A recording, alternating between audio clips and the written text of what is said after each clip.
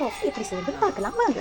So நம்ம என்ன எடுத்துருக்கோம்னு பார்த்தீங்கன்னா, பெப்பர் வந்து ஸ்மாஷ் பண்ணி வச்சுருக்கோம், கொஞ்சம் டர்மரிக் பவுடர், கொஞ்சம் சுக்கு பொடி, கொஞ்சம் 1 இன்ச்சு ஜிஞ்சர் வந்து ஸ்மாஷ் பண்ணியிருக்கோம், அப்புறம் வெல்லம்.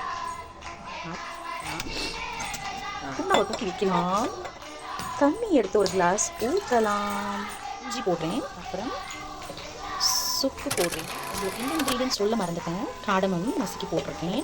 இதுக்காக பெப்பர் ஸ்மாஷ் பண்ணிட்டு மஞ்சள் பொடி தூறேன். ஓகேங்களா? இப்போ வந்து நம்ம வெல்லத்தை போட்டுக்கலாம், எல்லாத்தையும் கொட்டிக்கலாம்.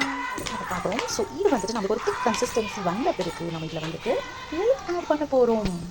இப்போ பாருங்கள், கொஞ்சம் என்ன இருக்குன்னு சுட சுட பால் பண்ண போகிறோம்னா, இதை தூக்கி சைடில் போட்டுட்டு இந்த ஏறதை இப்படி எடுத்துட்டு 1 கப் பால் எடுத்து நம்ம அதாவது இப்படி ஊற்ற போகிறோம்.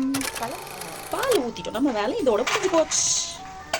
இப்போ என்ன பண்ண போகிறோம், நன்றாக பபிள்ஸ் வர வரைக்கும் விடணும் கொதிக்க. சுக்கு காஃபி தயாராகிடு போது இன்னும் ஒரு 2 நிமிஷத்தில். டண்டனக்கா டண்டனக்கா.